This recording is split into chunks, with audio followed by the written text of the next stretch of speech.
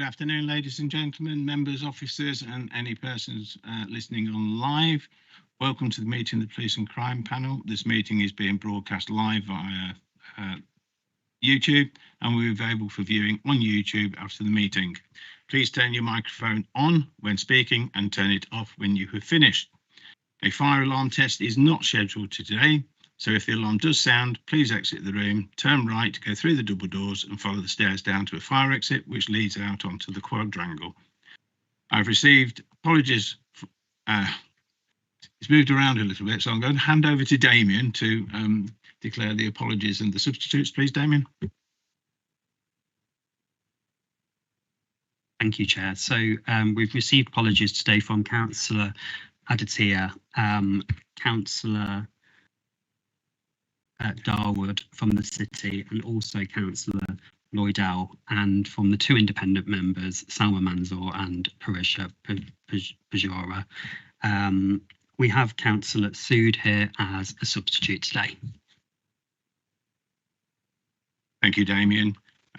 So we'll move straight on to the agenda, but I would firstly just thank my Vice Chair to my right, Councillor Blackshaw, for chairing the pre-meet last week. So, Mr. Matthews, you would have had all those questions sent through to you, I believe, so you are able to respond to them today. Thank you very much. So we'll move on then, ladies and gentlemen, agenda item 1. The first item is minutes of the meeting held on the 9th of June 2025. It's in your agenda pack as pages 3 to 10. Does everybody agree that the minutes are an accurate record? Show of hands, please. Thank you. Agenda item 2 is the public question time. I have received no questions from the public. Agenda item 3 is urgent items. I have received no urgent items. Agenda item 4 is declarations of interest in respect of items on the agenda. Do any members have any interest which they wish to declare? Councillor Sood. Thank you, Chair. Declaration on violence reduction at work, because I'm a member of that team, and even on Wednesday we have a meeting. It's on the faith side. And I'm Leicester Council of Faith's life member and Bishop's Faith Forum. Lovely, thank you, Councillor Sood. Any other declarations? No, thank you, member. Thank you. Agenda item 5 is the first report on the agenda today is an update on the panel membership. This is on pages 11 to 16 in your agenda pack. Damien on my left, Democratic Service Officer, will present this report. Damien. Thank you, Chair. So the purpose of this report is to outline a change to panel membership and confirm that membership of the Police and Crime Panel reflects the requirement for precise political balance. The report provides an update following a report presented to the Police and Crime Panel in June, which outlined that the membership of the panel for 25-26 did not reflect the requirements for precise political balance. Paragraphs 10 and 11 in the report set out the current political balance for the Police and Crime Panel for 25-26. Following the meeting in June, Harbour District Council notified the Director of Law and Governance at Leicestershire County Council that it had reviewed its appointment and had appointed Councillor Woodywis of the Green Party rather than Councillor Knight of the Labour Party. The change in appointment by Harbour District Council means that the membership of the Police and Crime Panel now reflects the requirement for precise political balance. In terms of the recommendations of the report, the panel are asked to note the change to the panel membership and that the membership of the Police and Crime Panel reflects the requirements for precise political balance, and agree that Schedule 1 of the Constitution should be amended to reflect the current membership. Thank you. Thank you, Damien. Do members have any questions?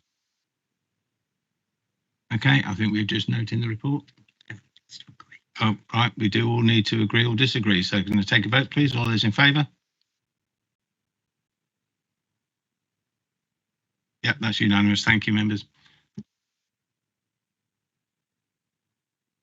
Agenda item 6 The report is the Police and Crime Commissioner's Annual Report 2024-25. This is on pages 17 to 42 of your agenda pack, and I hand over to Mr. Matthews to present the report, please. Thank you, Chair. Well, I'm hoping the report more or less speaks for itself because it is quite comprehensive. We've gone into a good deal of detail on some of this, and while it's always unfair to pull out particular things for mention, I hope you will indulge me while I do exactly that. So I'll start on page 23, subheading Informing the Public. We got a new head of comms a few months ago who I think has been doing a splendid job, in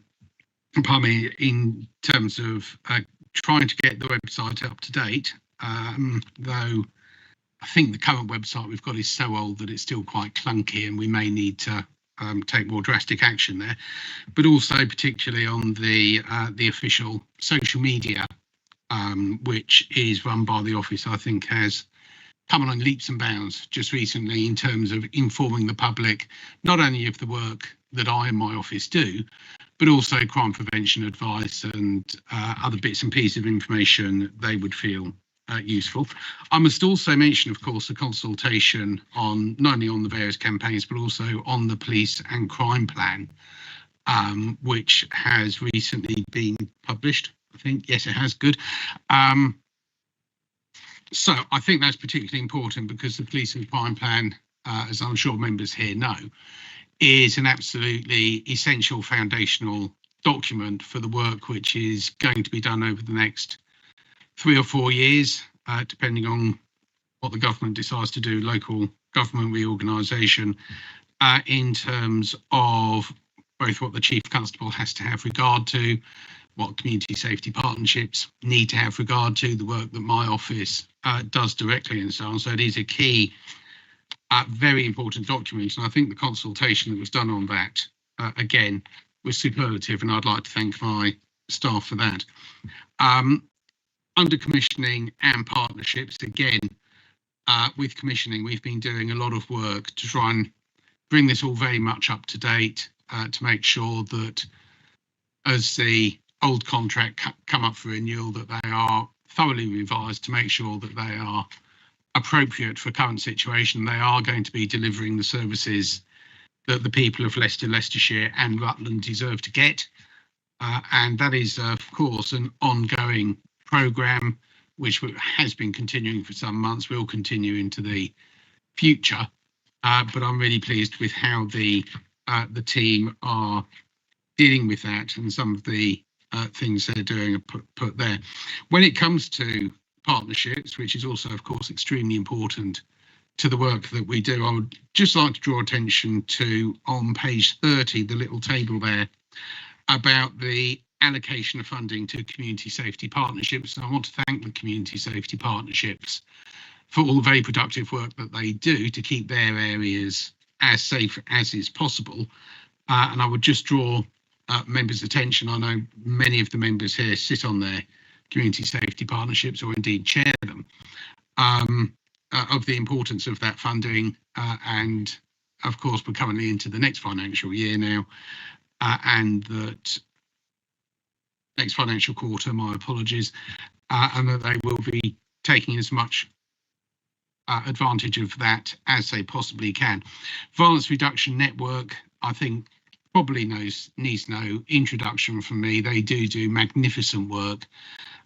Serious violence is on a downward slope now, which I think is extremely important right across Leicester, Leicestershire and Rutland. But of course, the work goes on. One incident of serious violence is one too many. But I do want to pay tribute to the leader and the staff in the Violence Reduction Network for all the work that they do. The People Zones, again, is a project that's been running for some years, another one that I inherited from my predecessor. Indeed, I was at a People Zone event on Saturday afternoon over at New Parks. So again, the staff who are working on that are doing a superlative job. But in particular with the People Zones, a lot of the work that is done there is down to local volunteers and local organisations. partnerships, of course, are important, and the work that is being done there, I think, has been extremely good over the recent years, and I look forward to that continuing. I must thank my Deputy Police and Crime Commissioner for the hard work she's doing with the local criminal justice board. As I'm sure we're all aware, the criminal justice system in this country is perhaps not in the place where we would all ideally like it to be. And getting the local criminal justice players to cooperate with each other is going a long way to trying to alleviate the situation in our area. So I'd like to pay tribute to my deputy for the hard work she's doing there. Moving on to finance, I just would like to thank the Chief Financial Officer in the Office of Police and Crime Commissioner for all the hard work she does, and also the finance staff, both within my department and within the police, for what has been a very challenging period.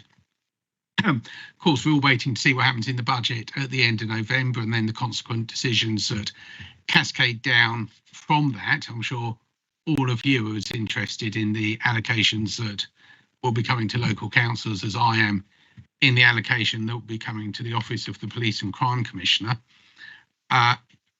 It hasn't been ideal for some years. I will once again mention about the police funding formula that I know, again, my deputy has been working very hard at lobbying government and trying to frame the arguments as persuasively as we can. But of course, that remains in the hands of government. But I think this year, given that the budget is coming particularly late in November, there is going to be a challenge which I'm sure we will all face in trying to get all our figures done in time for the deadlines that are then arriving early in 2026. So it would be remiss of me not to mention the hard work that the finance team are going to be doing. So as I say, it's always unfair to pick out bits for special mention, but I did want to just mention those few items because I think they have been working particularly well over the past year, as reflected in the annual report. As ever, Chair, any comments anyone wishes to make, I'd be grateful to hear, and any questions anyone wishes to ask, I will do my best to answer. Thank you. Thank you, Mr. Matthews. Mr. Harrison, you had a hand up. Good afternoon. Page 35, when I'm looking at Leicestershire Police, were left facing 9.2 million deficit, and it goes on, and then the last 3 years alone, the police have made 14 million in savings. And you just go on, and I'm really, really concerned because obviously policing is a cost. So, and that cost is mainly officers on the beat is critical. And I really raise concerns on this because I just feel that we're getting close to probably a place where we're depleting officers by whatever means. You know, people may retire, but you might not replace them or whatever. I'm just concerned the numbers are critical.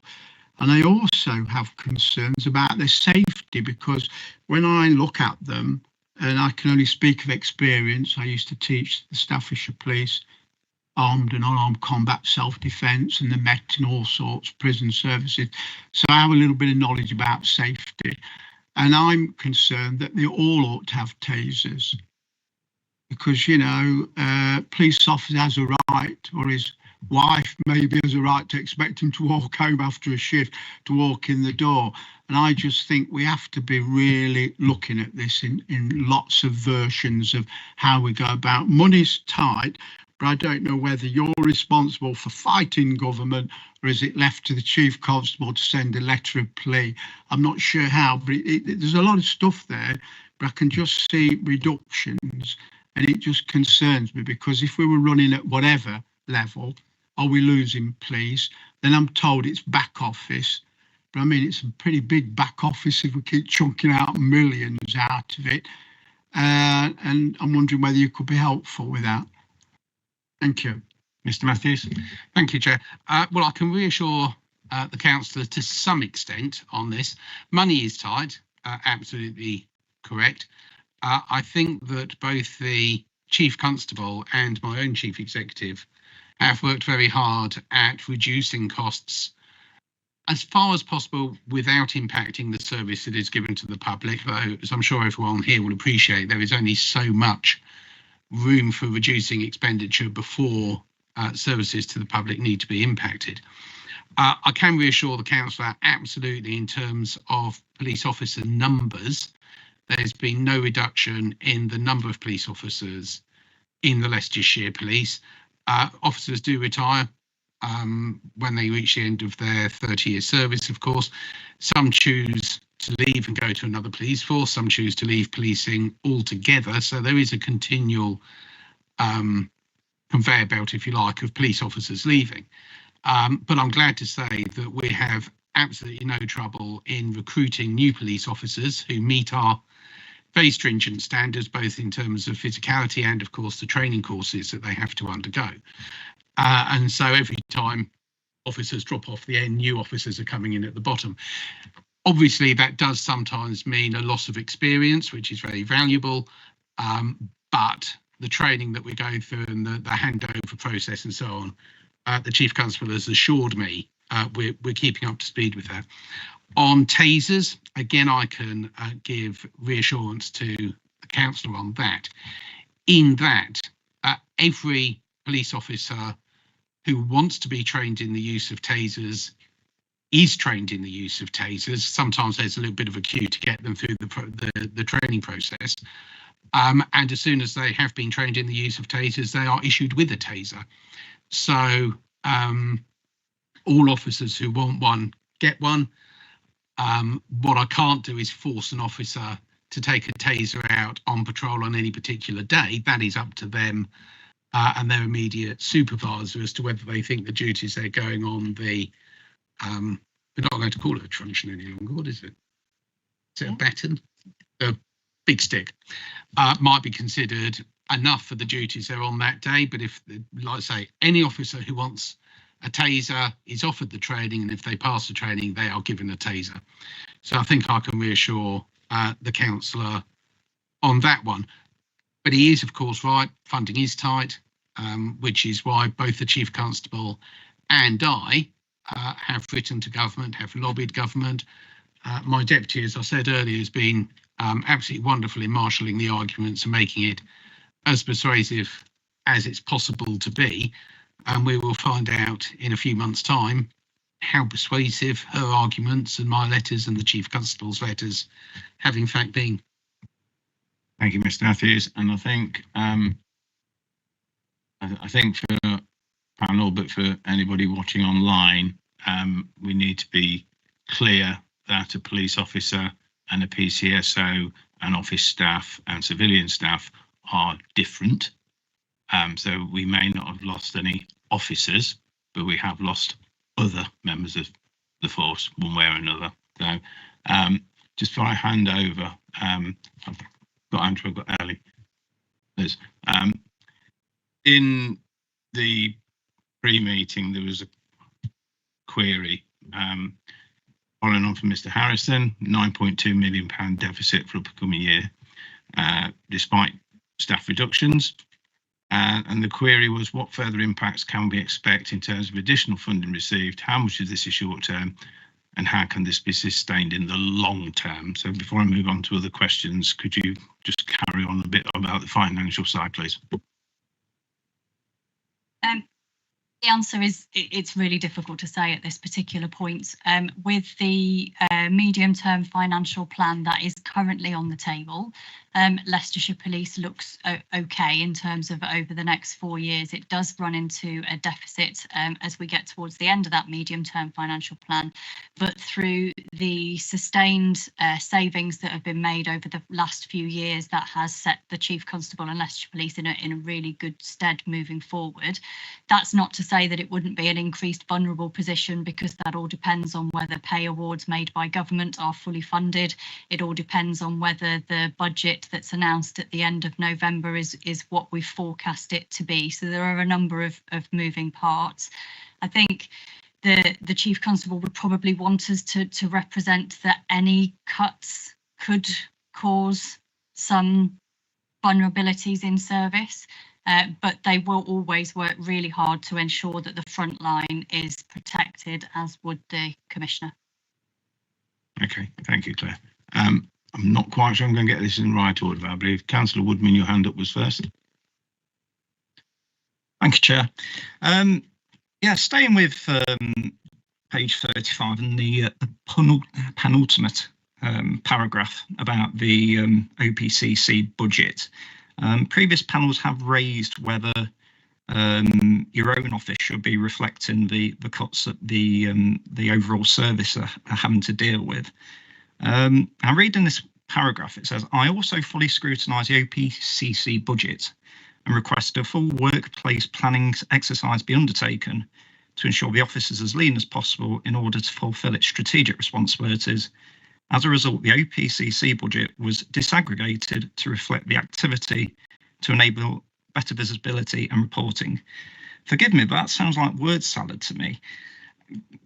Could we have a bit more detail on whether any savings were identified, and perhaps have the panel could perhaps have a bit more detail about the full workplace planning exercise that was undertaken?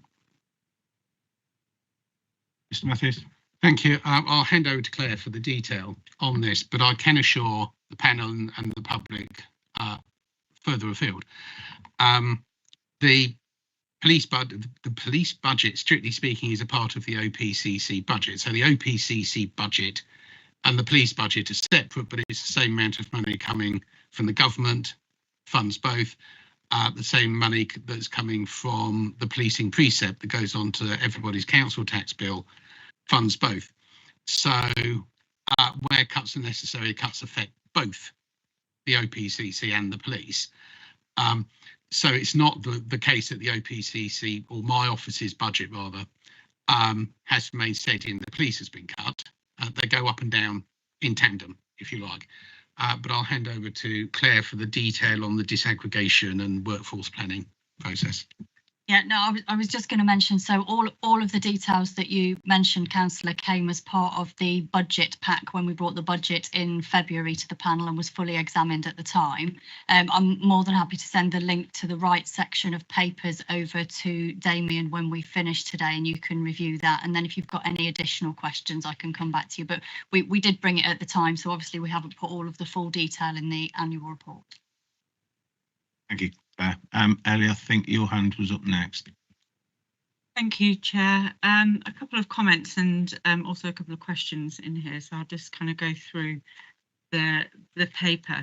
On page 23, at the very, very bottom, it says, I also surveyed the public regarding the policing precept, which garnered around 1,350 responses. The overwhelming majority of respondents supported the maximum increase. In my world, I don't often get overwhelming majority of people who support maximum increases in costs. I would just like to, I suppose, know how you asked the question and maybe just see what those actual responses were. Overwhelming just seems a bit incredulous, but I'm not suggesting it's anyway fabricated. It just doesn't feel right with what I know about asking people about raising their precepts. The page 25, it says, I'm looking to strengthen the work we do around transparency and accessibility with you and the public. I'm looking to further strengthen our independent scrutiny functions, increase the amount of information made available, and also encourage public scrutiny of force performance. Is that going to contain some sort of data sets? I think it's one of the things that we've spoken about here is about outcomes, and I just wondered what that might look like. But also it kind of suggests that there's something inherently awry with the current system. You know, there's a deficit with the current system. So I'm wondering what it is in response to that we've decided you need to do that. Page 26, very, very bottom paragraph, it says, I provide this support when it's talking about commissioning. I just think that needs to be say I through commissioning, it sounds like you directly provide the support, which I think is just not fair. I take it this is a public document for public consumption. Yeah, I just think it needs to be cleared that you don't directly provide, whilst you commission this provides support in. Page 27, the 4.7 million grant, I just wondered how that compared to previous years. That's the second paragraph down, the income generation, page 27, how that compared, because I know that sometimes more money is available to bid for than some previous years, and sometimes they fit within your remit and your category. I did find page 28, the 66% reduction in arson rates in Melton. I couldn't see how they related to your target hardening interventions directly. I didn't know which one of those in particular had helped support such a massive reduction in arson rates.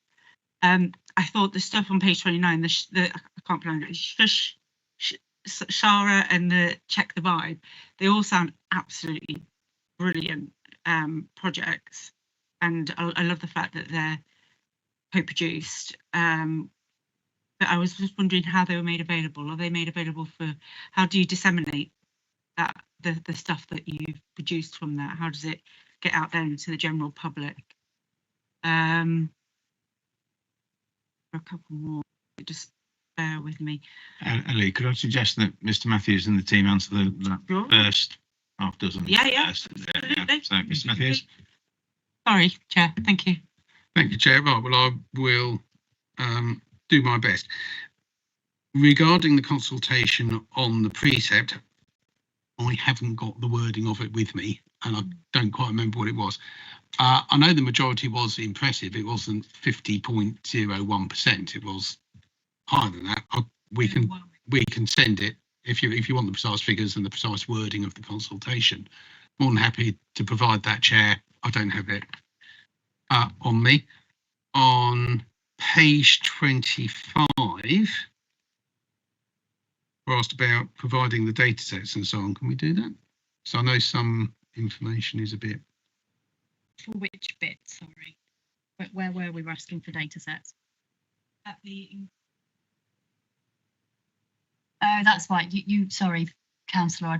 The question was why now? Yeah. And I think that's just I say simple. It's a simple reflection on there are always improvements that you can make to systems. And I think since I came in, I've been able to give the team a bit of space to look really in depth at what we do in terms of our scrutiny functions. And they've also done a piece of work that's looked at what other Office of Police and Crime Commissioners and Forces do across the country. And they've been able to bring some best practice back in. So it's just a review in terms of there is always more we can do. And as far as scrutiny and public transparency is, we can't do too much of it, to be honest. Thank you. Yes, and just to reassure anyone that's listening, there is nothing awry with the current system in that we're not much more secretive than any other organisation in the country. It's just I think we can do better, as my Chief Executive has just said. And so as someone who believes in transparency and honesty, I think we're not quite in the Brezhnev era before Gorbachev came in with Glasnost, but we can always do better. And I think public institutions should, as a rule of thumb, be as transparent and open as they possibly can. On page 26, the bottom paragraph, where I say I provide this support, I suppose it's a turn of phrase for which I think it's reasonable that I take responsibility for what my office does, because I'm the elected official and the staff in my office are acting on my behalf. Sorry. Can I just fundamentally disagree with that? When you say I provide this support, it suggests that you directly provide the function to help victims be more able to cope and build resilience. You don't directly provide those, you commission others who provide them. There is a clear distinction, and I don't think it lessens your importance in the relationship or the role. I just think it helps clarify something that's quite important for the public to understand. Okay, I think, well, I'd have said we're dealing with semantics, and this is a chapter headed commissioning. And I think it makes quite clear that we're talking about services that have been commissioned. I think, if I understand the councillor correctly, she's saying that if my office commissions an outside body, be it a charity or another public body, to do something, my office isn't providing. I suppose, strictly speaking, are we providing the funding for someone else to do it? I'm not sure. Okay, all right. Well, in that case, I think the wording in this paragraph is quite clear because it is under the heading of commissioning. Obviously, the councillor disagrees with me. I think we've both made our points. I'm going to call. Okay, Mr. Matthews, can I just interject? I think both parties are probably reasonably good on their perspectives and context, but I think I tend to side with the councillor where it may be the Office of the Police and Crime Commissioner commissions rather than you personally, which I think is the point that Ellie's trying to make. So I think if you could use that phraseology, perhaps it might be a bit more user-friendly, let's put it that way. Okay, so Ellie, did you have any more, or can I introduce other members? Sorry, Mr. Matthews. Thank you, Chair. On page 27, the councillor wanted to know if the £7.4 million in grant funding in the period that this annual report covers, how that compares to previous years. Yeah, if you could. So it's some bits have gone up and some bits have gone down would be the simple answer. So, for example, the VRN grant this year was ever so slightly more than it was last year, not quite in line with inflation, but enough to cover everything that the director of the VRN needed to be able to commission. The £1.3 million core grant for victim services, for example, that went down slightly. And then the Safer Streets amount of funding that's available on an annual basis, that differs depending on what it is we bid in for. So it does vary on a year-on-year basis. It's not an increasing trajectory or a decreasing trajectory. It just depends on how much there is for us to bid in for, how much central government make available. So on that, it sounds like it's, sorry, through you, Chair, it sounds like it's broadly the same sort of funding package that you get available. I'll cut it short, Chair, but just to go back to the, I mean, just, and it is bearing in mind that this is general members of the public who this is made accessible for, and it is written in an incredibly accessible way. I do think it's you know, the tone of it is brilliant in that regard. Just another thing, I did have a question about the wording. Was, if you go from page 23, well, there's two, but I'll try and be really quick. 23 to 24. So top of 24, it suggests that because the overwhelming majority of respondents supported a maximum increase in the policing precept, this allowed you to set a balanced budget. Now, I get where you're coming from, but you don't, technically, I would have thought your consultations are similar to local authorities where they're non-binding in terms of decision making. That you go out and you ask the opinion of the public, but actually, whilst it's good to do that, actually you have the decision making power as to whether you increase a precept or not. To a member of the public, this reads as, well, you said that I was okay to, an overwhelming majority of you said I was okay to increase the precept, and that was great because it meant I could do my job. It's a little bit misleading because actually you could have done it anyway. But I just think something of the terms of it would, you know, the overwhelming majority supported the maximum increase. Instead of saying this allowed Leicestershire Police, just something that says following this, we decided that we would, and that enabled a balanced budget. I think it's really subtle, but I do think working in similar sorts of field, when you go out to consultation, if you're giving the public the impression that they've got decision-making powers, I think it leaves it more difficult for the rest of us when we actually are saying to them, well, no, you've got consultation rights, but you don't have decision-making powers. Does that kind of make sense? That makes sense to anybody else? I'll allow you to respond, Mr. Matthews, but I think we are really into semantics for how people Yeah, but write reports, and this is not Okay. necessarily the format or the forum to actually start critiquing how people write reports. I think it's important, Chair. It is. I agree with you because this is a public-facing document, but we're here to scrutinise the plan and the report. She says, Chair, Yes. to be fair, it actually says in the report that we're here to provide feedback. Yeah, I know we are here to provide and critique, Ellie, but I think we just need to be careful about what we're critiquing and at what level we are critiquing. At the end of the day, this is a report written by under Mr. Matthews' jurisdiction by various members of his team. Nobody's ever going to write anything in the language that everybody appreciates and values. I think there are lessons for Mr. Matthews to take away and his team about less I and more the office of, and to make it a bit more clear and transparent that it's a collective rather than an individual. But I think, if I may now, Elliot, we've got other members with hands up waiting to speak. So could I invite, I think, Andrew, you were next. I beg your pardon, in which case it was Liz. Thank you, Chair. So the report is in a different format to last year. You know, I sat with the two of them side by side, and it makes the first thing that stood out to me was the key achievements page, which is lovely to see, but there's no context for any of those figures. Claire, you've just told us that the funding, the 7.4 million funding, was broadly similar to last year. But in this, it's listed as an achievement. So I've got no idea whether these numbers have gone up or down. It would have been very helpful to have had that sort of indication. You know, the 11,000 inquiries through the mailbox. This is up 10% from last year. We need that kind of info, and the public need that kind of information to put those figures in context. And if you go down to page 28, you've got that there's a 91% increase. Now, if that's 91% of people have confidence in the police, that's great. But I think what you're saying is it's gone up by 91%. Now, if it's gone up from 2 people to 4 people, that's not great. But if it's gone up from 50 to almost 100%, that's fantastic. We need more context with the figures. I've said it before, I'm going to keep coming back to it.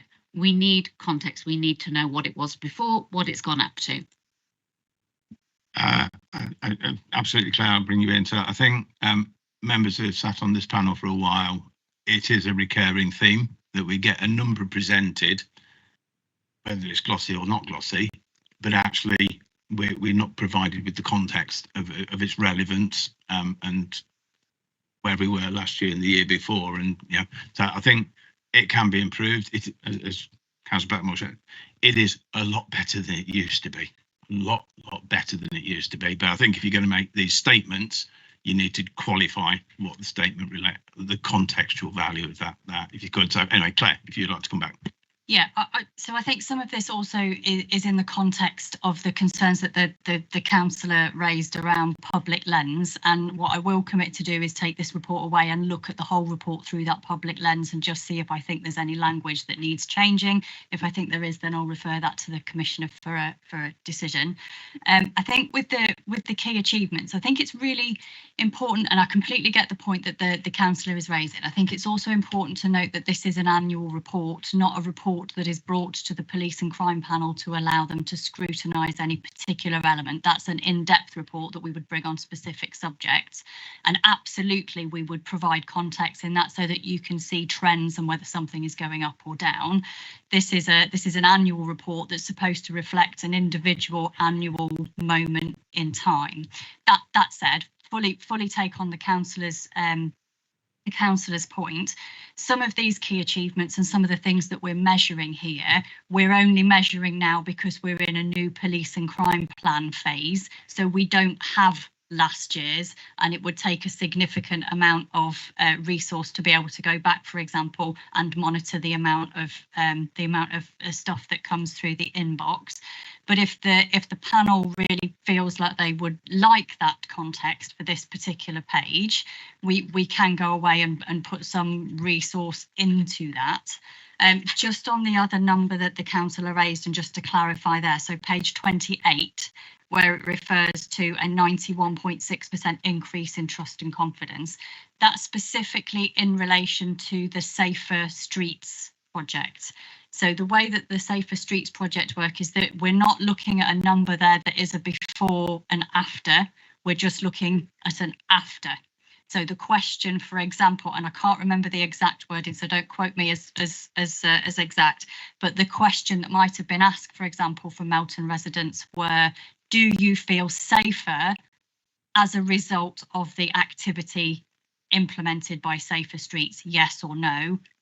91.6% of people said yes. So it's a 91% people say they have had an increased level of trust and confidence. It's not that we're presenting a before and after.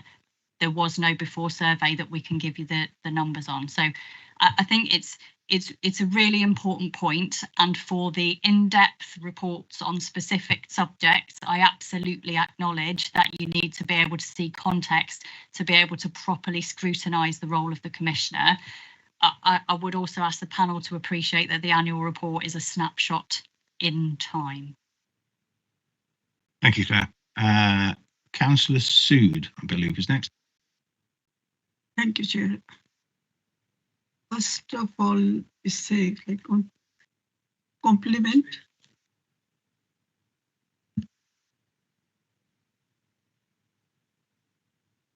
First is a compliment for violent reduction network, especially on the faith side. It's great. It was launched at De Montfort Uni. Lisa was there, and a lot of different faith representatives there. The first, when they people did mention about, they mentioned about the Birmingham, how much work is going on Birmingham. Then everybody said, Leicester is doing more work than that. Why are you starting with Birmingham? So in future, I think it's always better to have a local direction, any project we start. But now they have taken into different faith communities. There's one meeting will be on Wednesday. So it's a good, and I'm very pleased the volunteer, the young person who is leading on that. So that's a good thing. And let's hope that it can help with better communication among faiths and young people. And second is community engagement. I know, Matthew, you have been into the communities a lot, you visit them.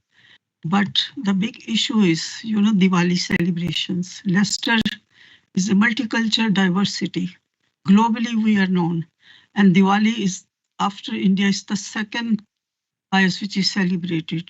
And it has put Leicestershire on the world map. But this year, it can't be going ahead. And the people are saying that when we pay the full police precept money, that why can't police give us the protection?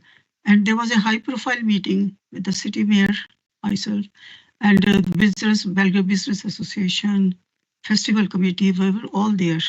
And the suggestions, some of the things, and we all went with this positive thing that this is going to be done. Now the SAG has said, no, they can't celebrate. And people are very, very upset and angry here. Because it's like for Hindus, Sikhs and Jains, it's the only festival like Christmas. If we say we don't want to celebrate Christmas, how would faith communities feel? So this is why, on one hand, you said the people are very satisfied, the police, but this time, and 20th October is Diwali, and there's no direction what's going to happen. So this is why I'm saying that what is gone wrong that police can't. Police has managed so many, football matches and other, the crowds are there for 40 years. It has been managed, and this year, some things are not going to go ahead. So I just wanted to mention that how the communities are upset about it. That's understandable for Diwali, but I'm not quite sure what the point is. It's not the Police and Crime Commissioner's role to commission Diwali, as far as I'm aware. No, so Chair, it's the police on that day, the safety they provide, the roads are closed. Mr. Matthews. Thank you, Chair. Yeah, the job of the police is to police the event that takes place. It's the job of the Safety Advisory Group to, I don't know whether impose conditions is quite the right phrase, but to give advice on crowd safety and so on. This applies to football matches, the Caribbean Festival that took place recently, all sorts of events, not just Diwali. I haven't seen the report that they've put forward. I understand that, if you like, generically, Diwali in Leicester has become a victim of its own success. More and more people come every year. Last year, I think some of the more narrow streets were made one way to try and ease the flow of people going around the event. Last year, certainly, there was a real problem in one of the narrow streets where there was there were too many people who were trying to get from one area to another area for the width of the street could cope with. There was a real danger of a crush, and I'm sure most members will be aware if someone falls over in that sort of situation, it's very difficult for them to get up. People have been seriously injured by being trodden on by large numbers of other people. And so there are some real safety concerns because Diwali in Leicester has become just so successful. So I understand the councillor's point. I go to Diwali every year. I love it. My family love it. It is a great event, but safety is absolutely paramount. If somebody were to be seriously injured by whatever means, by accident, I think that would have a really detrimental effect on Diwali going forward. So safety has got to come first, but that is the business of the Safety Advisory Group, not the business of the police. The police are there to provide assistance on the day. The police are there to police the event that takes place. It's the Safety Advisory Group. I think the council really needs to address her remarks too. But just to make things clear, I have discussed Diwali with the Chief Constable. The police force are going to be providing the full service, if you like, that they have done previously when it comes to closing streets, to having officers on hand at the event, both for safety purposes and so on, but also, of course, large crowds sadly do attract pickpockets and other types of crime, and that's the police's job. I think the council really needs to talk to the Safety Advisory Group, but I'm a big supporter of Diwali. I think it's great. I'll go every year. It's fantastic, but we've got to make sure it's safe for the people who go. Thank you, Mr. Matthews. Are you happy with that, Ms. Councillor Sood? Thank you. Thank you for your response. I know it's safe, but for public, the perception is police, you know. When you say Safety Advisory Group, they don't think that the NHS, the fire, everything. First question comes police and the city council. Okay, so there's an opportunity there then for you, Councillor Sood, to feed the correct information in, if you'd be so kind. So, are there any other questions? Councillor Butcher. Just like to say the doorbell scheme that you did worked brilliant in Melton. Stopped a lot of antisocial behaviour, especially on the estates and stuff like that. And, you know, can we have some more cameras, please? No, but it was a brilliant scheme, and it protected people that wanted to complain because we could use the footage off the doorbells without them having to write statements and stuff. So we have brought some more ourselves, actually, because, you know, that scheme was really good.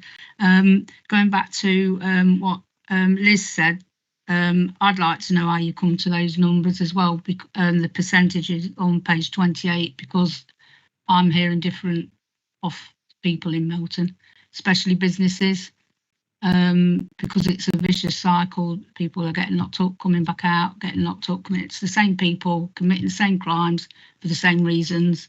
So I can't imagine from that mass number of people, they would be the ones that were saying it's brilliant. So, you know, yeah, I'll just to clarify again, so the numbers that are in there in terms of Melton, there was a 91.6% increase in trust and confidence and an 80.3% reduction in the fear of crime. That will have been a survey that is just done in the areas where safer streets, so where the doorbell would deliveries. It's not supposed to be a representation of wider Melton. And actually, in the spirit of the question that the councillor asked earlier in terms of how public are taking that information within the report, I'll make sure that that's clarified, given that that's a comment that we've had twice. But that would be a survey that's been done of the participants of the Safer Streets project, rather than a survey that's been done of Melton-wide residents, which completely take your point on board, probably wouldn't provide the numbers that we're in that report. Councillor Butcher. The 66% arson rates in Melton, what was that regarding? So the one of the things that the panel is always challenges us to do is provide impact of the work that we put in place. I always say with a really heavy caveat of it's really difficult to prove that one particular intervention is the causation of an increase or a decrease in any other particular metric, because there is so much partnership activity and other activity that's going on within those areas. So in the safer streets areas in which we carried out that activity, those areas saw a reduction in those crime types of those numbers. So that's come directly out of the crime databases. So for the target hardening and the safer streets project areas, there was a 66% reduction in arson rates. Now, that could be partially to do with the fact that there is now more CCTV and more Ring doorbells. It could equally be because there is wider partnership activity going on in that type of work also. Again, I'll look at it through that lens and make sure that it's done with that caveat, but we've tried to put as much impact metric in as possible in a response to the panel kind of constantly challenging us of please put more impact in. Thank you, Claire. So I think, what would be useful would be then, one is a snapshot in time, the other one is a trend over time, which is what we've always looked at, is what's the actual trend over time, because we all know we get sawtooth graphs anyway. So anyway, any other questions on the annual report for Mr. Matthews? Right, just before we move on then, Mr. Matthews, I've got one question for you. Finance appeared several times in this particular section. Is there anything that you think the panel could do to support your campaign, and I believe it's still the Temporary Chief Constable campaign, for better funding for Leicestershire and Rutland and Leicester? Yes, Chair, I think that is the answer. With your permission, of course, I will ask my deputy to draft up a letter to send to you, which either you could send on behalf of the whole panel, or if everyone wants to send it, they can. Because, as I say, my deputy's been very good at marshalling the argument. So I think anything that can go to the government in advance of the settlement coming out would be more than welcome. Thank you. Everybody happy for me to pick that up with Charlie? And then we'll just sign it off and get it through. Okay, thank you, Mr. Matthews. Okay, no further questions on agenda item 6. Move on to agenda item 7, which is the Police and Crime Commissioners update. This is on pages 43 to 66 of your agenda pack. Mr. Matthews, it's your stage once again. Thank you, Chair. Well, again, I'll bring a report to this panel, which I think is largely self-explanatory, though no doubt we'll have missed something out and somebody will want to ask a question. I will make the same points I think that I make every time this comes, which is the point out the period of time that the report covers. This is for April to July of 2025, which is the first quarter of the financial year, not the first quarter of the calendar year. The second point that I think I make each time is regards to my engagements, and particularly the ones relating to community days. This is geographically quite a large area, and I think it's important that I spend my community days actually engaging with the community rather than driving between them, which is the reason why sometimes these can appear to be quite clumped close together. I'll draw your particular attention, if I may, to the Harbour District Council area, where the engagement's all in the northern bit. I think you'll find next time the engagements will probably be in the southern bit or the western bit or whatever. My staff are very good at making sure my driving time is kept to the absolute minimum, and I spend as much time as possible engaging either with organisations or occasionally, if I find myself arriving at an appointment particularly early, I'll just go and bang on some doors and talk to local residents who happen to be in. Not terribly scientific, but it's better than just sitting in the car trying to deal with some emails or something, because, as you know, I take community engagement extremely seriously. Other than that, I think the only thing to explain, perhaps more for members of the public than for the benefit of this panel, since the majority of councillors here either sit on or chair their community safety partnership, and that is under the table on page 51. Some of the community safety partnerships are put down as having spent nil of their allocated expenditure. I just want to make it clear to any members of the public that that is how much money has actually left the building. And I know that projects have been identified, funds have been allocated, but they're not showing up here because it's only the first quarter of the financial year and the money hasn't actually left the building. So that isn't to say that those community safety partnerships aren't doing anything. They are. It's just not showing up in terms of money that's going out. Other than that, again, my main point, I suppose, pay tribute to the Violence Reduction Network. The graph on the top of page 54 does show a statistically significant decline in serious violence reported to the police. Obviously, we all want to see it go down further. Obviously, we all want to see non-serious violence go down as well, but I think that is a very positive move.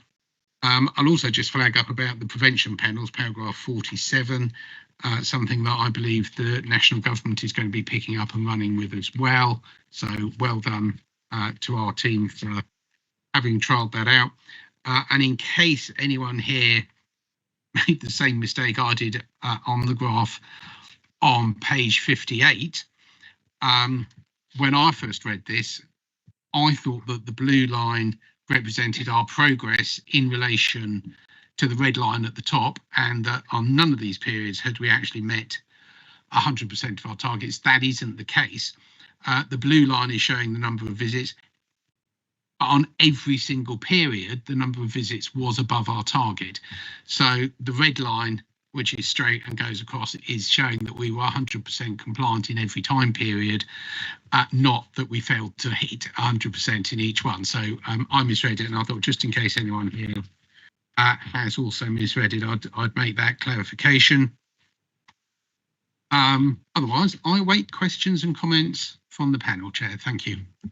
Thank you, Mr. Matthews. Any questions from the panel? Mr. Woodman. Thank you, Chair. Yeah, just pick up the graph on page 54 with the serious violence police data.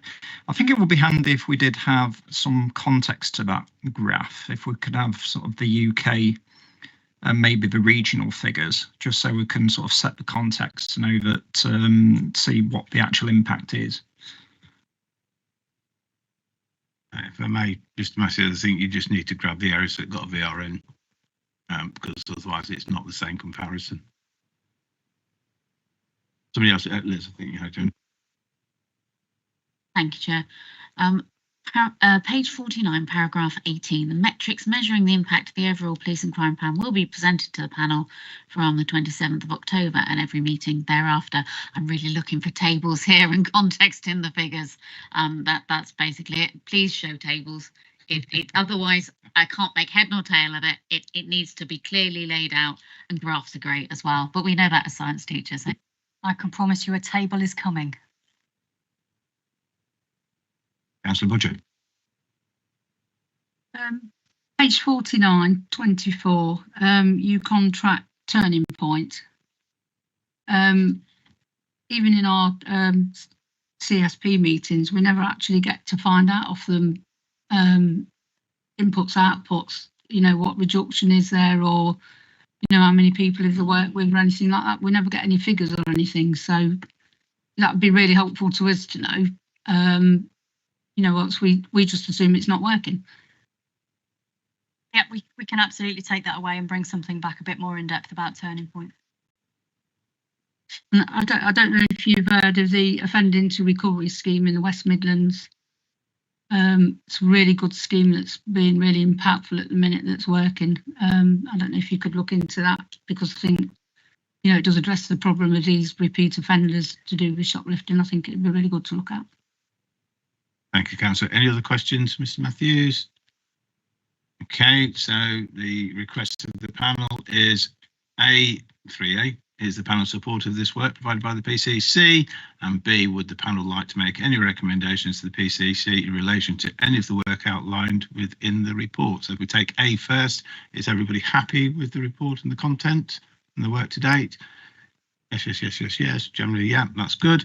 And then B, any recommendations that you would like to make to the PCC in relation to any of the work outlined in the budget? So clearly, Councillor Butcher's picked up a couple. We've had comments about numbers and tables and context and statistics, which I know Claire's busily writing down and going to take away. Any other recommendations for the office of the PCC? Good. Thank you, Mr. Matthews, for that one.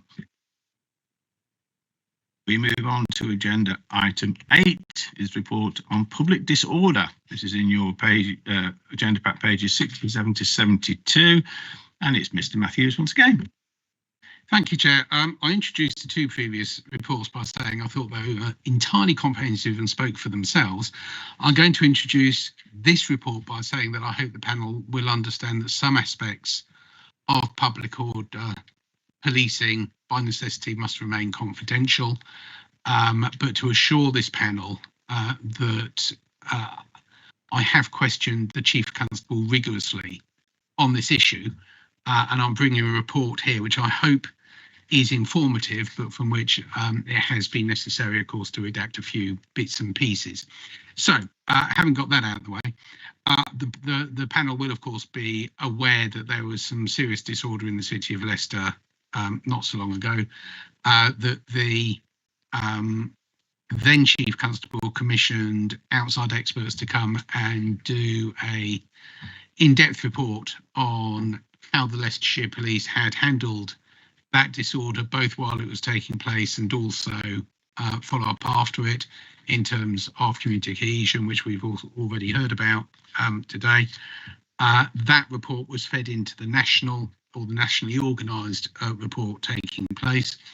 But I felt it was important, given some of the disorder that took place since then in other parts of the country, that I had to reassure myself on behalf of the public that the Leicestershire Police were absolutely as prepared as they possibly could be, just in case there should be any more disorder.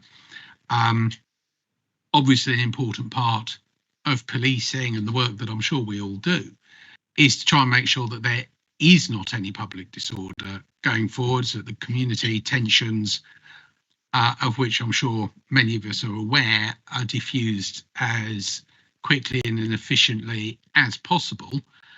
Though, of course, as I'm also aware, there are some outside influences, shall I say, from outside of our area, who unfortunately may want to stir up trouble and do their darndest to do so. We, of course, try to counter that. I know the Chief Constable has got a team working on that, which is proving to be very effective, and we will continue with that. As outlined here, I also had a report from the Chief Constable about his preparations for public disorder in terms of the number of officers who are trained and equipped to deal with serious public disorder, the equipment they have, the training they go through, and so on and so forth, much of which is outlined here.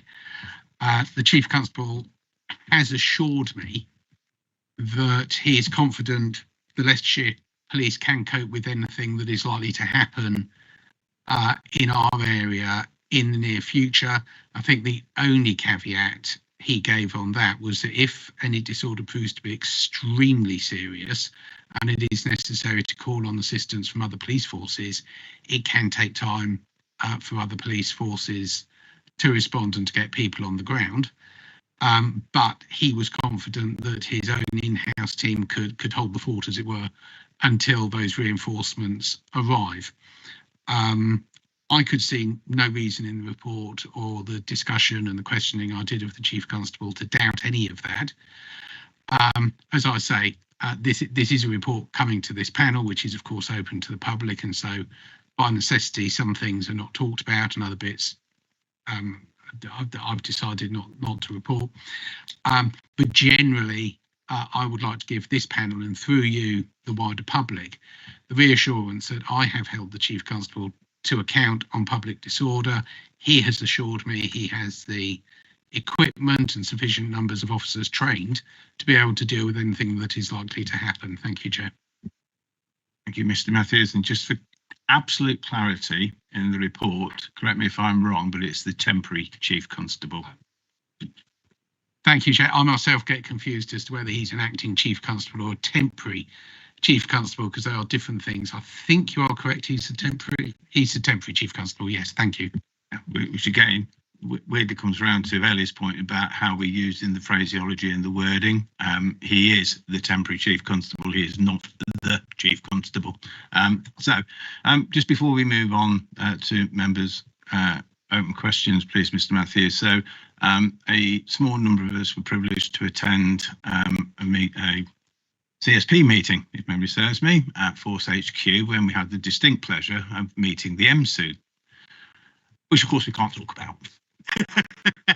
But for me, I actually found it really interesting and valuable, even though there was a load of stuff that we couldn't be told, to actually know that that is there and operates extremely well by the sound of it, which feeds into a member question that I have in front of me here, which was to do with recent disorder in Nuneaton, so just over the road.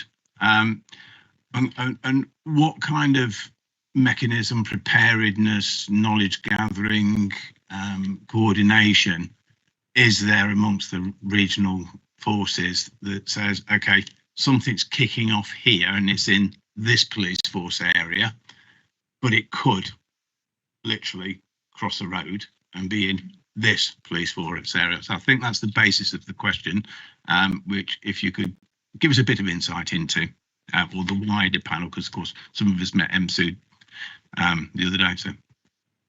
Okay, thank you, Chair. Sorry, for those who aren't aware, EMSU is East Midlands Serious and Organised Crime Unit, I think is correct. You're quite correct, of course, that police forces most naturally seek assistance and support from other police forces within the region. In our instance, that is the East Midlands, which is why we've got the East Midlands Serious and Organised Crime Unit. But it is coordinated through the Home Office or the NPCC that do the organising nationally. Oh, paragraph 16. Well done. Thank you very much. National Police Coordination Centre. The temporary Chief Constable keeps me informed of what's going on that. So I know, for instance, that just recently we had a not insignificant number of police officers from Leicestershire were down in Essex to support the Essex Police because of the calls on their manpower for the protests that have been taking place in Epping. We've also had police officers from Leicestershire deployed elsewhere in support of other police forces. That's not always that we are sending officers trained and equipped to deal with public disorder to places where there may be public disorder or thought there might be. It can also be that we're sending police officers to backfill, if you like. So if a police force is deploying their public disorder officers, some of them will be taken away from more routine police duties, and circles police officers are sent to backfill those more routine officers. So yes, it does happen. It happens both on a regional and national basis. Temporary Chief Constable does keep me informed about the demands on the Leicestershire Police, and while it is of course necessary and important to provide support on the national scale, because it would be wrong of us to keep our officers here doing routine business if another police force was being overwhelmed by a crisis and an emergency. But at the same time, we are primarily concerned with the people of Leicester, Leicestershire and Rutland, and the temporary chief constable assures me that at no point has the amount of mutual assistance sent elsewhere seriously impacted on what's going on to keep our own communities safe. Thank you. Okay, thank you, Mr. Matthews. And a kind of secondary supplementary question. Is social media is what it is. Sometimes it's informative, sometimes it's a bit more toxic. So do the police keep a watching brief over social media so they can see what's coming to life, shall we say? I wouldn't want anyone here to get the idea that there are police officers either in Leicestershire or nationally who monitor everything that everybody puts on social media. I think how to phrase this without without talking to the temporary chief constable about what he's confident and happy for me to divulge. I think I'll be happy to say, to the extent that it is considered necessary to avoid serious events from happening, yes, but it is not done on a routine, comprehensive nature. That's fair enough, Mr. If you want me to Matthews. talk to the temporary No, chief constable, that's fair enough. The question was raised, and I think you've given the assurance that was necessary. Right. Any questions? Sorry. Answer. Thank you, Chair. I think we are entering a festive season now. And Mr. Matthews has always been very responsive and helpful. Whenever a meeting has been requested of you, or whenever a correspondence has been sent to you on matters in relation to the community cohesion. The festive season we're entering now will start within a week. It's already started last week, actually. It will continue with Navratri, Diwali, and Christmas. The festivity that took place last week did cause some problems and concerns. Yeah? I won't go into any detail because I don't want to do that. The police are aware of it, and the other authorities are aware of it as well.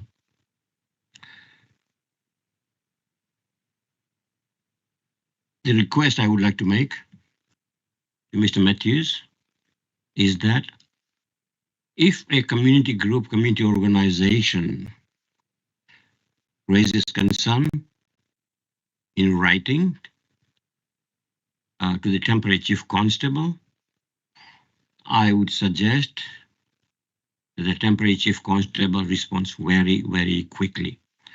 There are some issues which cannot be left even for a week. So when a meeting is requested, please make sure that it does happen. Thank you. Thank you, Councillor. I think the message was quite clear. There's a conversation for Mr. Matthews to have, I'm guessing, okay, which he will. Mr. Mullaney.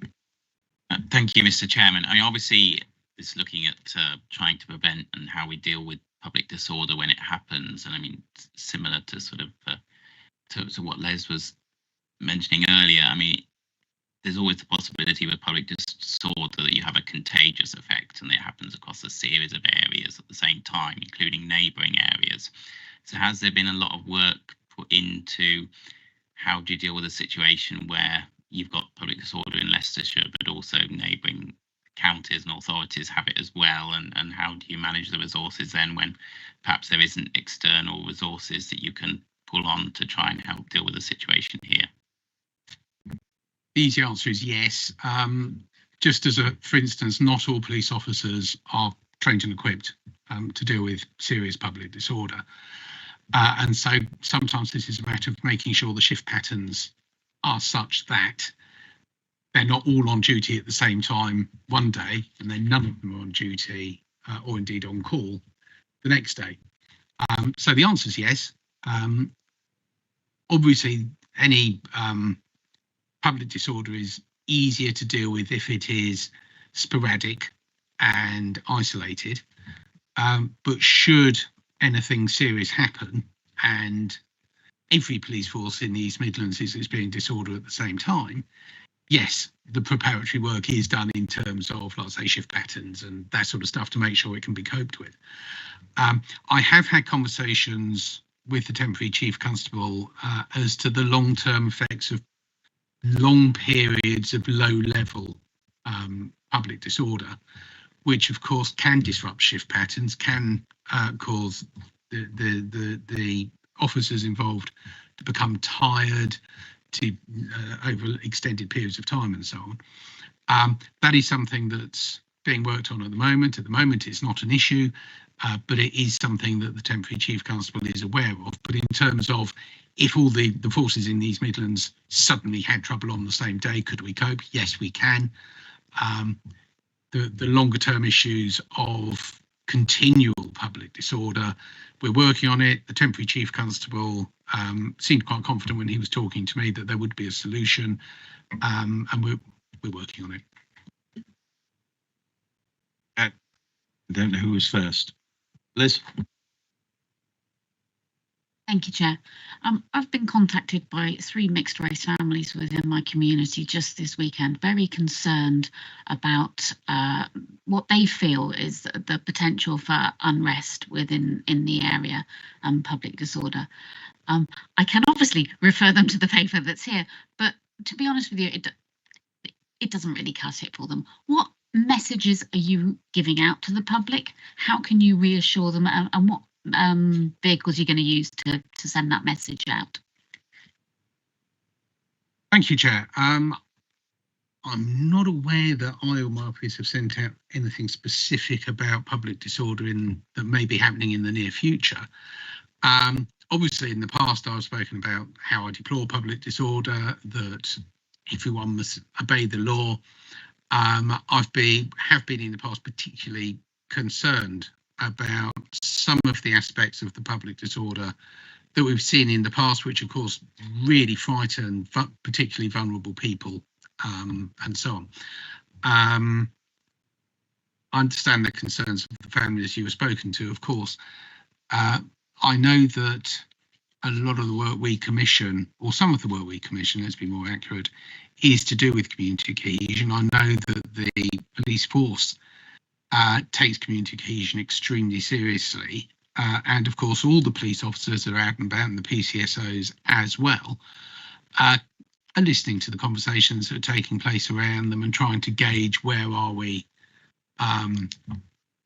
with intercommunal tensions. As Councillor Dave alluded to earlier, the recent Ganesh Festival did cause a couple of complaints to be made about some behaviour.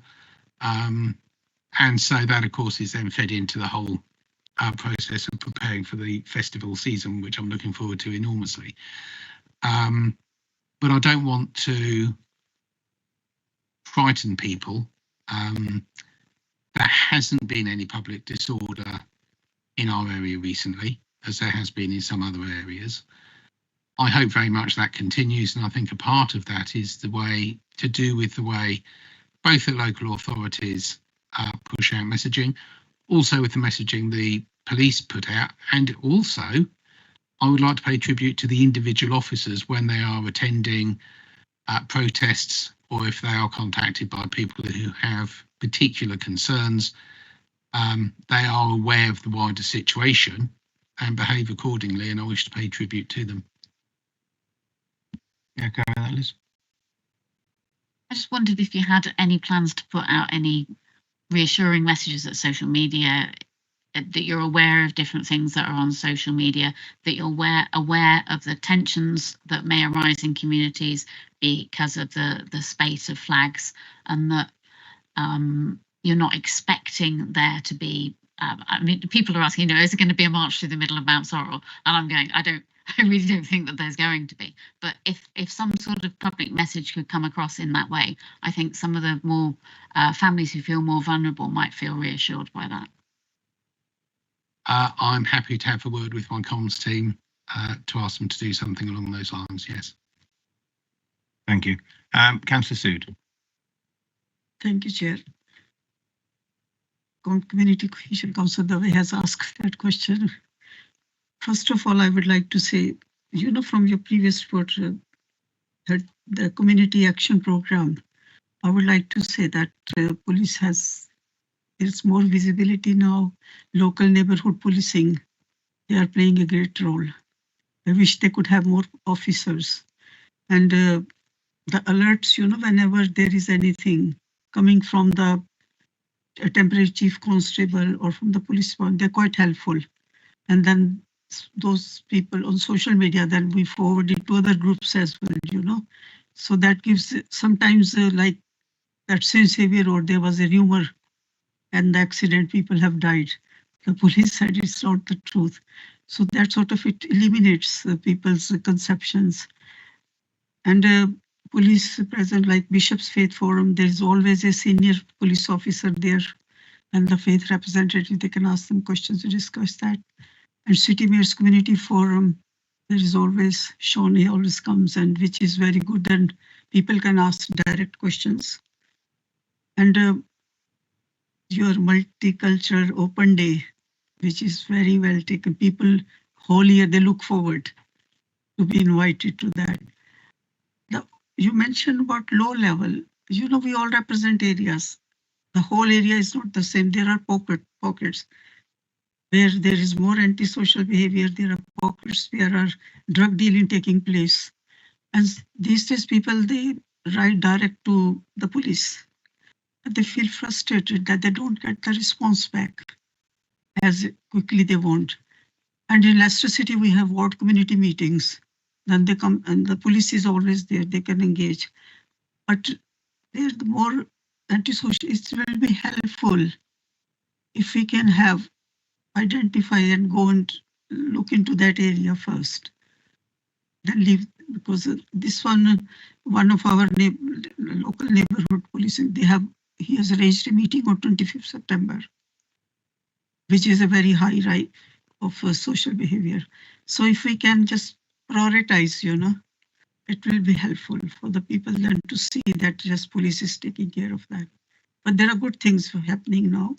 Engagement of all the faith communities and no faith, and this is credit to the police, I will say that. Thank you, Councillor Sue. Some good news there then, Mr Matthews, for the police force and their local activities. Did you want to reply, or can I invite Ellie? I need to thank the councillor for her kind words and assure her I will pass them on to those concerned. Thank you. Ellie? Thank you, Chair. Again, just echoing your comments before, I would just like to commend the police, you know, who have been on the front line. I've certainly not heard of any sort of incidents where police have accidentally inflamed a situation at all. So I've had no complaints, which was absolutely fantastic. And I couldn't imagine trying to manage something that can be as volatile as some of the protests or disorder that we have seen. And I can imagine it takes a lot of time and resources for the police, and actually drains quite a lot of energy. Most of the time we talk about crime which has no sort of real immediate threat to personal safety, but this potentially could, you know, these types of things can escalate quite quickly. And I do think that there is a unique role for the police to play in how they manage them, obviously, as to whether, you know, as to how they unfold, how the incidents unfold in front of you. And that must be a huge responsibility, absolutely huge. What I suppose, and I know reasons why you might not want to give too much away in terms of sort of how decisions are made and things, but the decisions that are made in those early stages, in terms of what intel you've got, how many people are gathering, what's the mood, you know, is it influenced by social media or other external, those sorts of decisions that you have to make early on are going to be absolutely vital for how it does proceed. And I just wondered what sort of considerations you are making, and then just also in paragraph 19, it says the force has taken significant learning from previous operational debriefs and the value of assigning investigative oversight during the early planning processes, planning phases.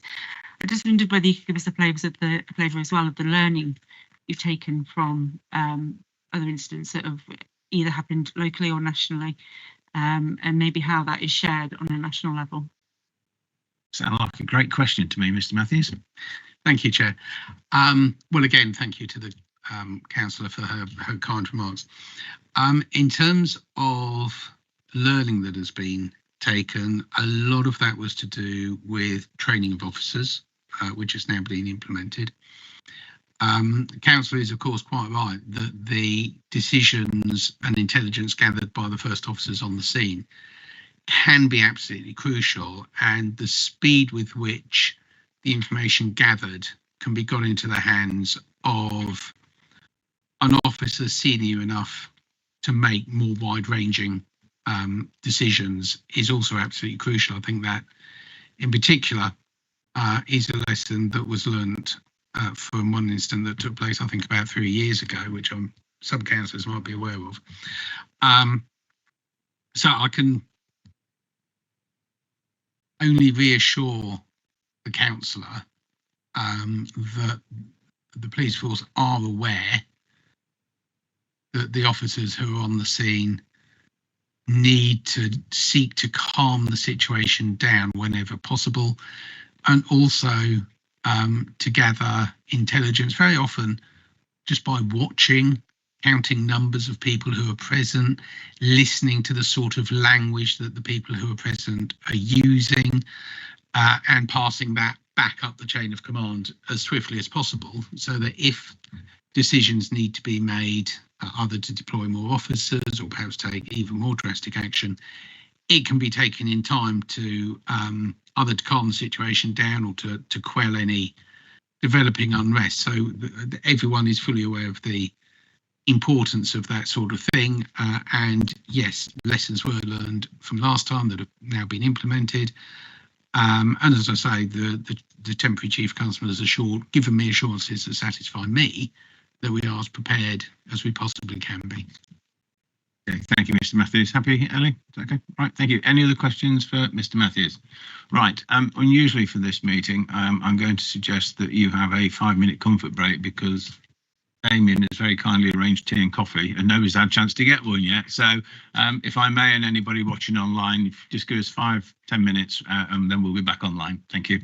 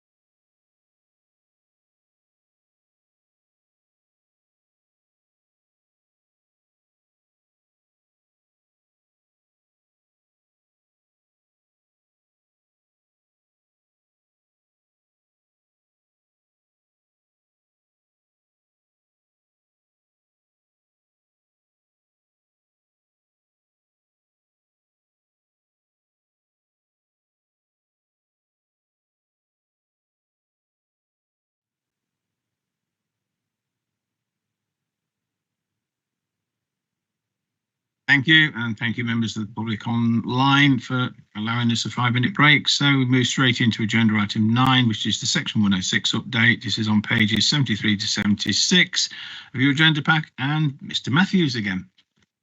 Thank you, Chair. Well, this is an ongoing issue, section 106, which those panel members who have been here for some time will know comes here regularly.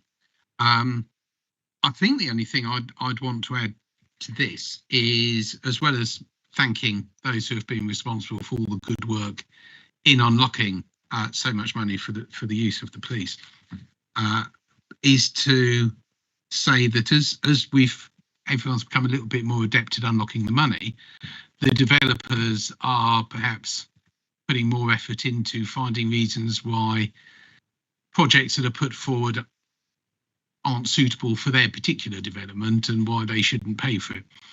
I suppose they don't want to pay out money. They're running a business, so it's not in their interest to pay out money, though of course it is in the interest of the community as a whole to maximise the funding that's coming in for the use of the police. We will continue to push hard on it, Chair. We will continue to seek to put forward projects to which nobody could possibly object under any grounds, and therefore to unlock funding. But it is an ongoing struggle, as I'm sure you're aware. So again, I think this is a good report. I commend it to the panel, and if there are any questions, happy to deal. Thank you, Mr. Matthews. And as a member of the original Task and Finish group for this, the bit that actually stands out for me straight away is when we first opened up this query, I think it was about 7 million quid in the pot, and now it's 8.7 million quid in the pot. But for those residents and members online who may not quite understand what we're talking about, these are funds that developers have to allocate to mitigate their developments in any of our communities, and therefore it is essential, because there is a proportional demographic impact on the police resource, whether that's physical manpower, numbers of radios, or physical buildings or cars or whatever it is, that the developers should be contributing to the growth of our society. So long may this pressure continue. I think the only observation I would make is I think it would be really handy, and I'm guessing the officers are working on it, that there was a standard template that all the local planning authorities all agreed to stop this variability of interpretation across the planning authorities, because that just makes life more difficult than it perhaps needs to be. But I think I've picked up somewhere that the officers are trying to do that and get a kind of standardised approach. Yeah, so thank you, Claire. So any questions for Mr. Matthews on section 106? Ellie?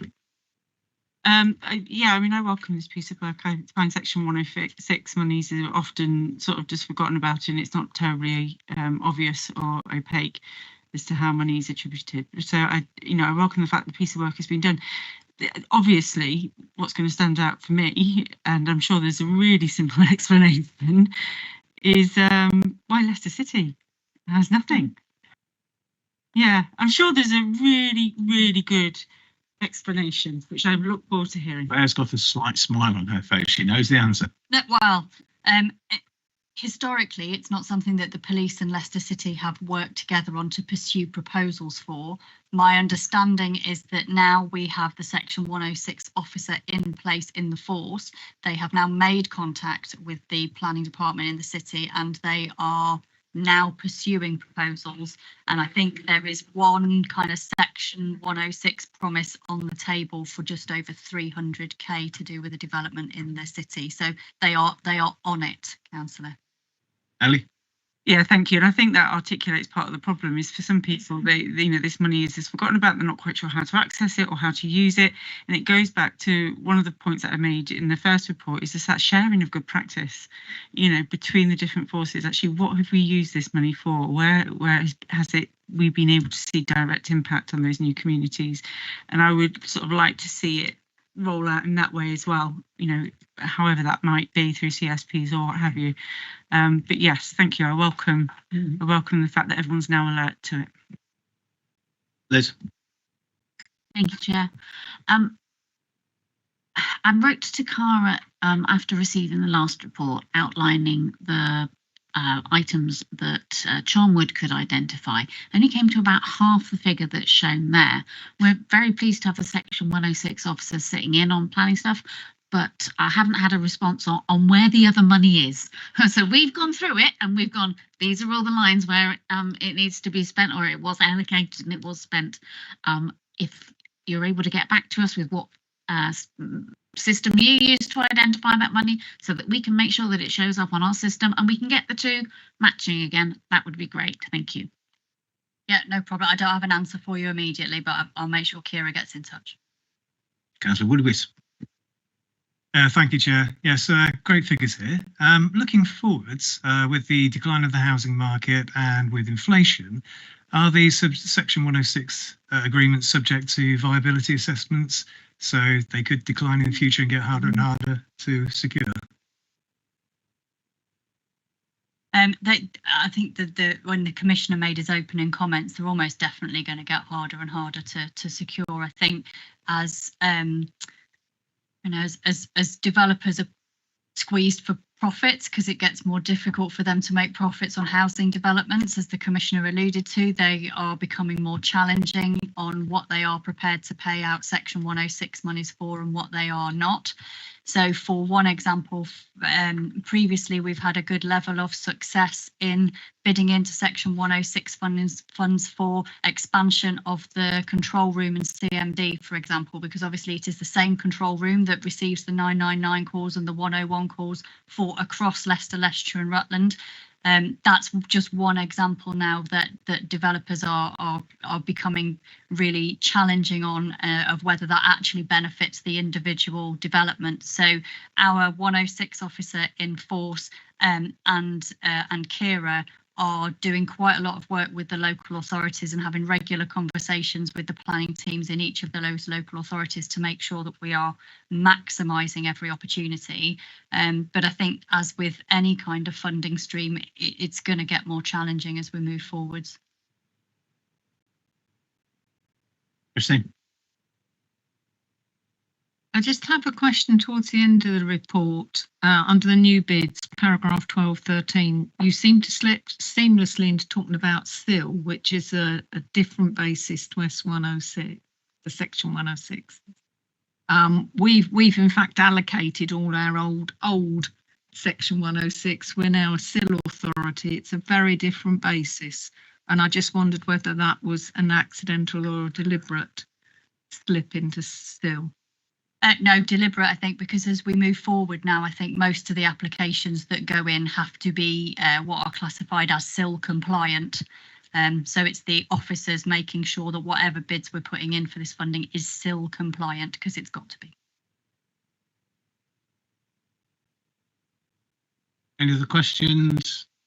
Okay, so I think, for me, the art will be in the OPCC office, the police force, the local planning officers, maximising the opportunity within Section 106. We started off with some very tight, very stringent legal agreements where £60,000 was allocated to X, and that was it. It couldn't go anywhere else other than X. Hence, going back to the LPAs, going back to the developers and asking for variation. For me, we do have this weird quirk, and again, this is more for members of the public who may be listening, is a developer quite rightly and understandably is going to say, well, doesn't relate to my development. Well, if we've been, you can't sort of say, well, this extra radio mustn't cross that geographic boundary. Policing is flexible, it's dynamic, it goes where it's needed, and to say, well, it can't go outside this bit because that's where our development is a bit nonsensical for me. So I do think it is the collective maximising the opportunity and making those legal agreements as flexible as possible, because if I go back to where this all started, it was actually partly to do with New Lowestoft, which was a huge amount of Section 106, but it was very tightly wrapped up in a legal agreement. But actually, when that legal agreement was written, the world is a very, very different place to where it was 8 years later. So it's down to the officers to all work collectively together to maximise the opportunity. But I do think it was a very viable piece of work, very good piece of work with some really good outputs. And hopefully the next test and finish will also have some good outputs or information. So if there's no other questions for Mr. Matthews on the section 106, we will move on to agenda item 10. This is the final report on the agenda. It is a report on the police funding formula. This is pages 77 to 84. Mr. Matthews, it's yours again, but I'm guessing Charlie's going to lead it. Thank you, Chair. I will only say what I think I always say when this thing's brought up, which is that the police funding formula is 19 years old. It is based on data which is more than 20 years old. It isn't fit for purpose. It needs to be replaced. And on that, hand over to my deputy. It has been a bone of contention for many, many years, and I know that our police and crime panel are well versed on the limitations of the police funding formula. I think just some issues to flag. I think one of the main issues that we have is that you can see, firstly, it's draconian, it's reliant on the 2005 census data.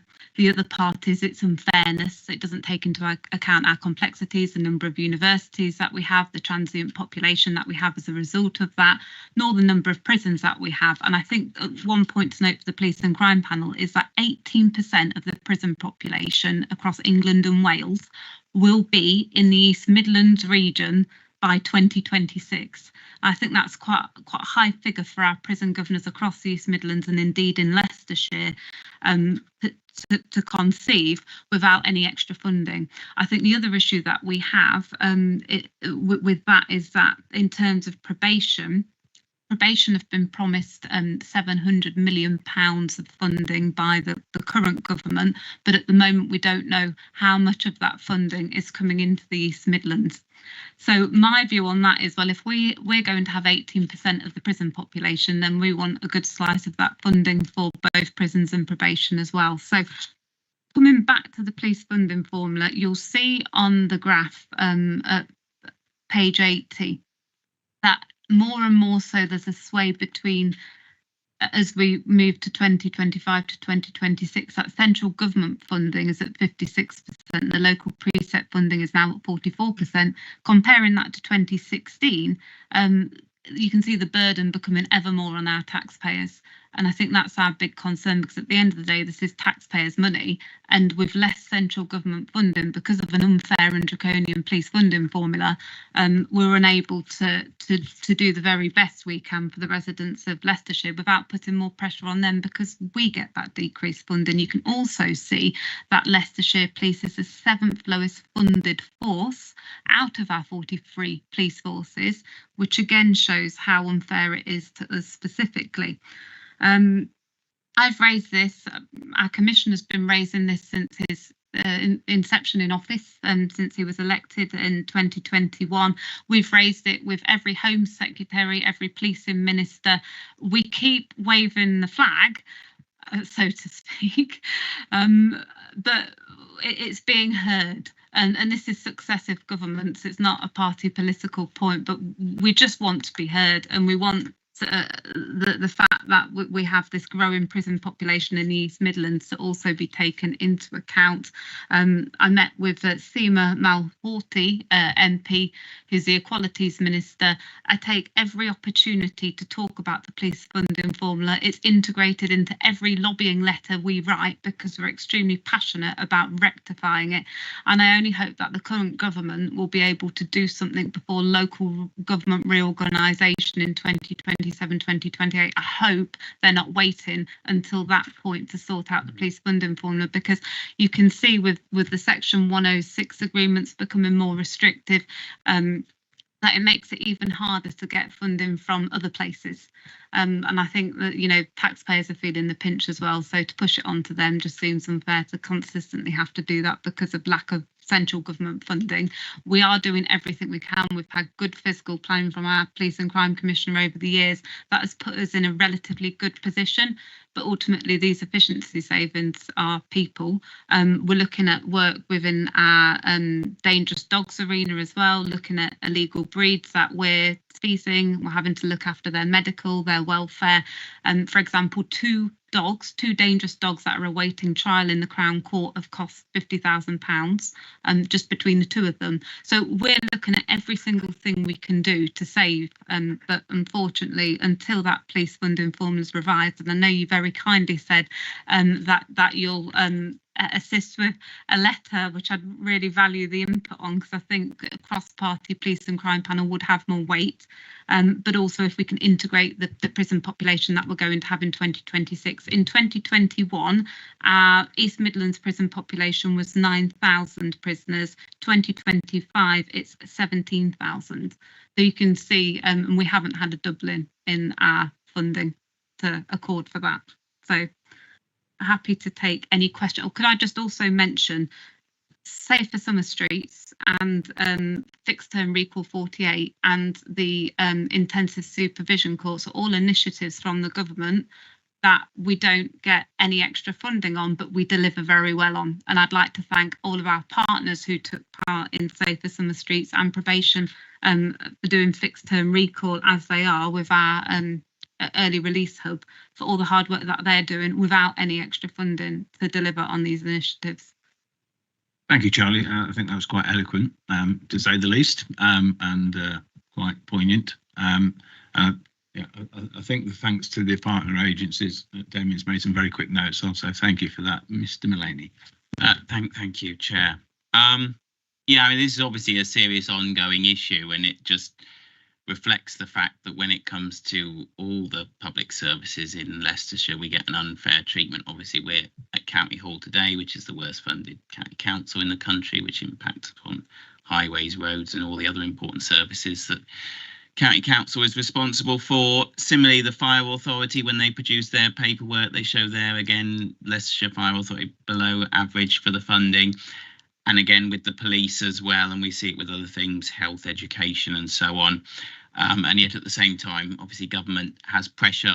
The last government, and even more so this government, is demanding that local authorities build huge numbers of new houses whilst not funding properly public services. And the table in item 17, page 81, really shows this, that if you look at the worst of the four quadrants, it's obviously to be in the above average population growth, coupled with the below average per capita funding growth. And as we can see, Leicestershire is in that quadrant, which is the worst of the four. So really it is an unfair situation to be in, that we continue to have demands for increased house building, whilst at the same time the public services such as the police and all the others are not funded adequately.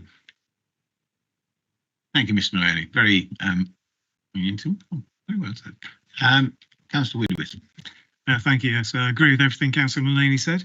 It's slightly tangential, this question, but you touched upon the prisoner population of our county. Market Harborough has Gartree, as we know, and the new super prison going along. All crime statistics include the offences that happen within these populations. Is there, and obviously the crime statistics then steer your decision-making process, is there any way to disaggregate offences that happen within the prison population from the rest of the district? Because otherwise we get skewed kind of like figures all the time.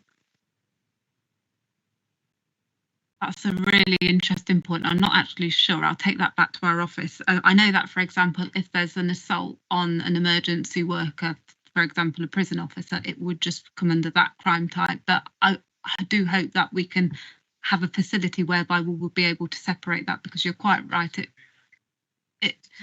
Well, this is it. And unfortunately, the categories are so broad that I suspect they are intermingled, but there should be some way of segregating them. And I hope we can do that and look at that as well, because you can see the significant pressures that you'd have there on the data. If I may, Ms. Matthews, Charlie, I think it would be handy when you've got that information if you could actually ping it to Damien to send round to us all, so we've actually got visibility on that particular question. So I think that's a really interesting one. I'm quite, yeah, that's a really, really interesting question because, you know, in my patch, of course, we've got Foss Park. You know, ASB, whether we like it or not, and shoplifting is more prevalent than anywhere else, but it skews the overall data. But we do know why it skews, because it's just Enderby. Okay, so that's really interesting. Ellie. I feel like I should know the answer to this question, but I don't. And it's a really obvious question. Because I was off the police crime panel for such a long time, I haven't really kept abreast. What had the government been saying about revising the funding formula? I mean, the first report, you talk about the government having the strength of its conviction.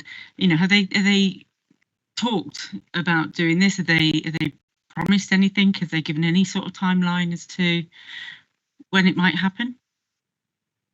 There's been no specific time frame given. They have said they will look at it, and there's a listening ear.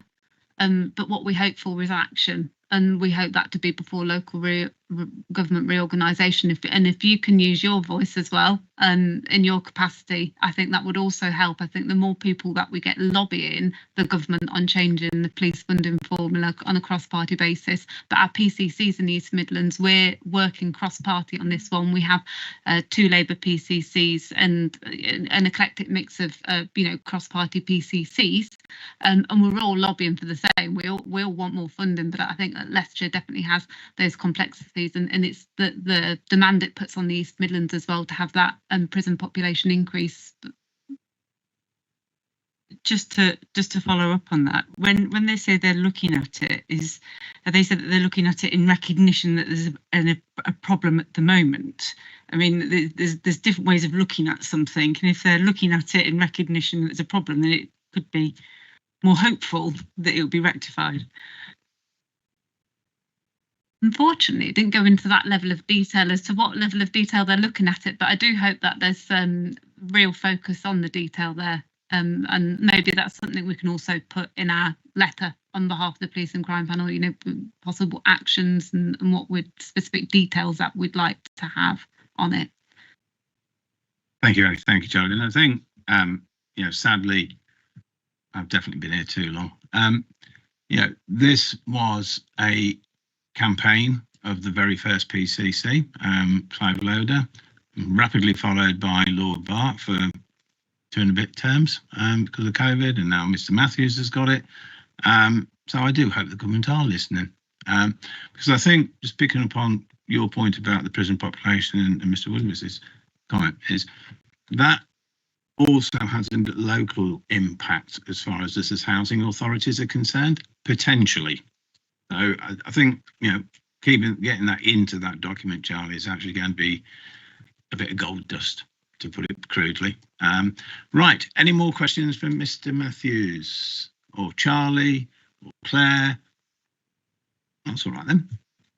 Right, so that completes the agenda for today, ladies and gentlemen. Thank you for your time. The date of the next meeting is the Monday, the 22nd of September at 2 p.m. here.